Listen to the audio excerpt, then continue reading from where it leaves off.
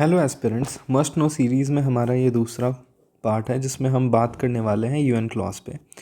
ये एक्सटेंशन है हमारे पार्ट 1 का जिसमें हमने बात की थी साउथ चाइना सी पे।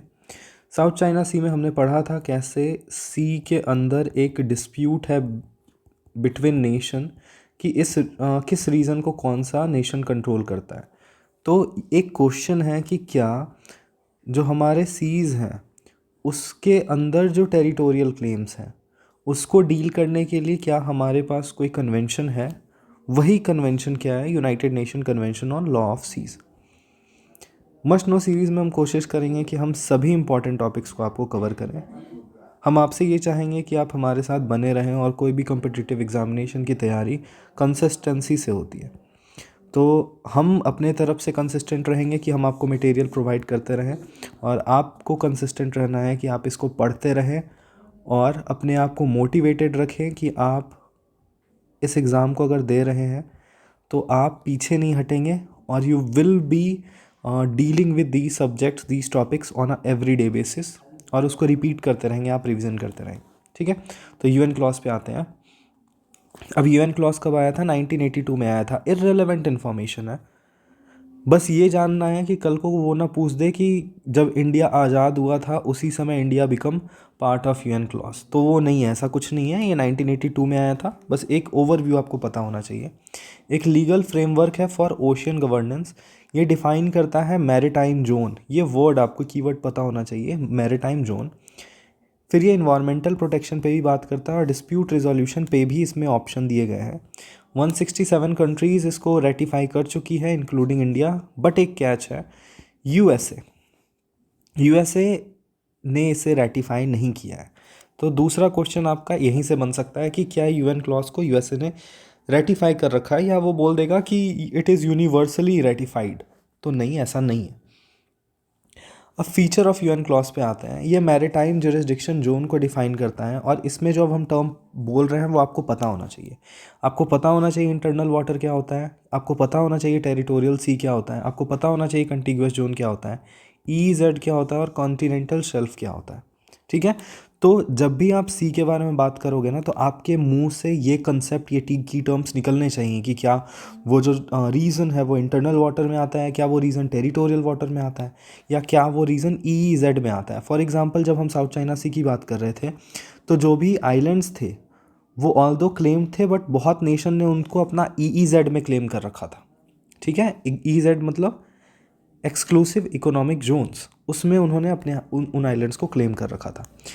ये इंश्योर ये भी करता है कि ये जैसे सी है, इस सी के ऊपर की तरफ से अगर कोई एरोप्लेन उड़ रहा है तो उसके जुरिस्डिक्शन को भी ये देखता है। फिर ये डिस्प्यूट रेजोल्यूशन मैकेनिज्म को भी इंश्योर करता है और ये भी इंश्योर करता है कि इन्वायरमेंट प्रोटेक्शन हो सके। ठीक है, तो हमने ऑलरेडी इसके फीचर्स की बात की। 167 मेंबर्स हैं यहाँ पे। नॉन मेंबर्स में बात कर सकें तो यूएसए है, फॉलो करता है लेकिन रेटिफाई नहीं किया है इसने। इसके अंदर दो बॉडीज़ आते हैं, इंटरनेशनल मैरीटाइम कोऑपरेशन, इंटरनेशनल सी बेड अथॉरिटी और continental commission on continental shelf. इनके अपने अपने फीचर्स हैं, ये आपके काम के अभी नहीं है। ठीक है, बस इंटरनेशनल सी बेड अथॉरिटी के बारे में आप जान लीजिए, मस्ट नो सीरीज़ में ही हम इसके बारे में बाद में चर्चा करेंगे। ठीक है, अब आ जाइए कि मैरीटाइम जोन्स, जो हमने कंसेप्ट पढ़ा था सबसे इंपॉर्टेंट जोन्स, कि मैरीटाइम जोन्स होता क्या है। तो मैरीटाइम जोन्स क्या होता है? फॉर एग्जांपल आपका इस तरह का कोस्ट है। ठीक है, इस कोस्ट को आप क्या करोगे, इस कोस्ट को आप ऐसे एक यूनिफॉर्म लाइन की तरह कंसीडर कर लोगे और इस लैंड को क्या मानोगे? Internal water. इसके पीछे जो भी रीज़न होगा वो आपका क्या होगा? Internal water. इस बेस लाइन से इसको क्या कहा जाएगा? इस लाइन को बेस लाइन कहा जाएगा। 12 नॉटिकल माइल्स तक को क्या कहा जाएगा? टेरिटोरियल सी कहा जाएगा। बेस लाइन से टेरिटोरियल सी कहाँ हुआ? 12 नॉटिकल माइल्स। अब उस टेरिटोरियल सी के बेस सेंटर से 12 नॉटिकल माइल्स आप आगे और बढ़ जाओगे तो उसको क्या कहा जाता है? कंटिग्यूअस जोन कहा जाता है। ठीक है, अब बेस लाइन से लेके अब इस बेस लाइन से 200 नॉटिकल माइल्स के बाद हाई सी रीजन शुरू होता है और इस एंड ऑफ टेरिटोरियल जोन से लेके ये जो भी रीजन होगा इसको क्या कहा जाएगा? Exclusive economic zone. ठीक है, और कोई भी जो आइलैंड होता है ना, या कोई भी नेशन होता है, उसका जो नीचे का लैंड होता है उसको क्या कहा जाता है? Continental shelf. ठीक है, तो हमने क्या क्या देख लिया? हमने देखा, सबसे पहले हमने देखा कि बेस लाइन किसको कहते हैं। तो बेस लाइन वो जो इंटरनल वाटर है उसके एक लाइन के एवरेज को ले लेंगे, वो आपका इंटरनल वाटर हो जाएगा। फिर वहाँ से 12 नॉटिकल माइल्स क्या हो जाएगा? टेरिटोरियल सी हो जाएगा। उस पॉइंट से फिर 12 नॉटिकल माइल्स क्या हो जाएगा? कंटिगुअस जोन हो जाएगा। ठीक है, इस बेस लाइन से 200 नॉटिकल माइल क्या होगा? उसके बाद हमारा हाई सी शुरू होगा, और हमारे टेरिटोरियल सी से लेके आगे तक का जो भी हिस्सा होगा उसको क्या कहा जाता है? Exclusive economic zone, EEZ। ठीक है, ये आप समझ गए। तो फिर से देख लेते हैं। The low water line along the coast use to measure, इसको कहा जाता है मैरीटाइम। इंटरनल वाटर को कौन कंट्रोल करता है? स्टेट कंट्रोल करता है, और वो उसकी लैंड टेरिटरी होती है। ठीक है, territorial water sea 12 nautical miles, contiguous zone 24 nautical miles, exclusive economic zones 200 nautical mile from the base line, and then we have continental shelf 200 से लेके आगे तक 350 नॉटिकल माइल्स तक की अगर बात करें। ठीक है, अब इसमें क्या क्या अथॉरिटी मिलती है? अगर टेरिटोरियल वाटर की बात करो, that is 12 nautical miles from the base line, तो वहाँ पे आपके पास फुल सॉवरेंटी है over water column, sea bed and air space. जो आपको करना है आप वहाँ कर सकते हो, वो आपका स्टेट का टेरिटरी है, वहाँ पे आपका पूरा कंट्रोल है ओवर रिसोर्सेज। बट क्या अगर कोई नेशन की वैसल अगर गलती से पहुँच जाए या इनोसेंट पैसेज मांगे तो आप मना कर सकते हो? नहीं, आपको उनको अलाउ करना है। They have right of innocent passage.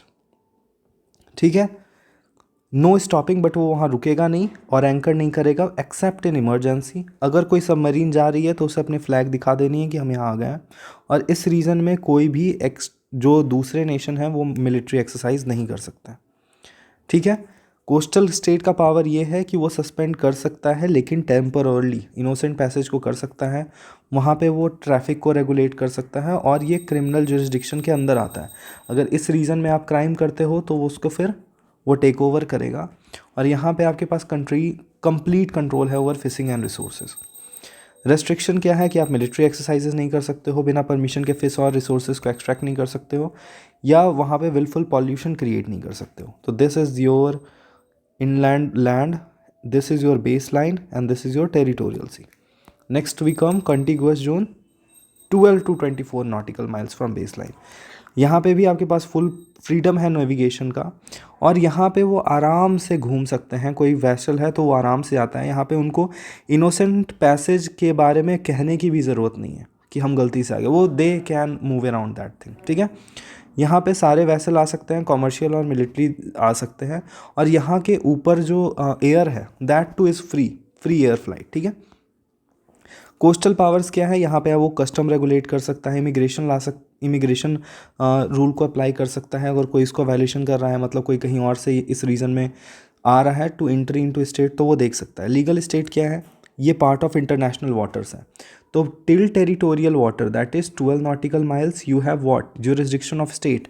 लेकिन इसके बाद 12 टू 24 वाटर क्या किसके पार्ट में आ जाता है? इंटरनेशनल वाटर के पार्ट में आ जा सकता है। यहाँ पे आपकी सॉवरेंटी ख़त्म हो जाती है, और ये ओवरलैप करता है विथ EEZ। ठीक है, ये ओवरलैप करता है विथ EEZ यहाँ से शुरू होता है ना 200 नॉटिकल माइल्स, तो दिस ओवरलैप विथ EEZ। अब EEZ क्या होता है? 12 से 200 nautical mile from base line. यहाँ पे आपको सोवरेंटी है ओवर ऑल नेचुरल रिसोर्सेज, तो नेचुरल रिसोर्सेज आप एक्सप्लॉयट कर सकते हो। एक्सक्लूसिव फिशिंग राइट आपको मिलती है, control over mineral exploration and exploitation, आपको इकोनॉमिक सोर्सेज के बारे में आप कर सकते हो। लेकिन अभी भी ये सोवरेंटी आपको प्रोवाइड नहीं करता है। You can use it in economic terms, but आपको सोवरेंटी नहीं आपको मिलती है कि ये मेरा रीज़न है। ठीक है, यहाँ पे कोई भी वैसल आ जा सकता है, फ्रीडम, वो ऊपर की तरफ वो एरोप्लेन उड़ा सकते हैं, वो सबमरीन केबल से पाइपलाइन बिछा सकते हैं। कोई भी रिक्वायरमेंट नहीं है इनोसेंट पैसेज वगैरह की, पूछने की भी ज़रूरत नहीं है। मिलिट्री वैसल अपने ऑपरेशन कंडक्ट कर सकते हैं। हाँ, आप क्या कर सकते हो? थोड़ा बहुत रेगुलेट कर सकते हो फिशिंग एक्टिविटीज़ को। मेराइन साइंटिफिक रिसर्च को आप उस रीजन में कंट्रोल करते हो। आप मेराइन इन्वायरमेंट पे कंट्रोल कर सकते हो, इन्वायरमेंटल लॉज वहाँ पे अप्लाई होंगे। ठीक है, ये जो लिमिटेशन है फिर फर्दर लाई करता है कि आपको उस स्टेट के ट्रेडिशनल फिशिंग राइट्स को इज्जत देनी है, और अगर यह मिलिट्री यूज़ के लिए यूज़ हो रहा है तो इसको पीसफुली एक्टिविटीज़ के लिए ही यूज़ करना है। तो ये था आपका यूएन क्लॉज। इसी से क्वेश्चन आता है, यूपीएससी ने पीवाईक्यू भी इसी से पूछा है। आपको ये क्लियर होना चाहिए ईईजेड में क्या होता है, कंटिगुअस जोन में क्या होता है, टेरिटोरियल सी में क्या होता है, और इंटरनल वाटर में क्या होता है। नेक्स्ट पार्ट में हम पढ़ने वाले हैं। नेक्स्ट पार्ट में हम जब देखेंगे तो हम ये देखेंगे कि CRZ रूल्स क्या होता है। CRZ रूल्स क्या होता है कि जो अभी तक हमने पढ़ा सीज़ के बाहर वाले रूल, ठीक है। अब हम पढ़ेंगे ये जो हमारा कोस्ट है, कोस्ट के अंदर की रेगुलेशन कैसे होती है, ठीक है। वीडियो में हमारे साथ बने रहने के लिए शुक्रिया।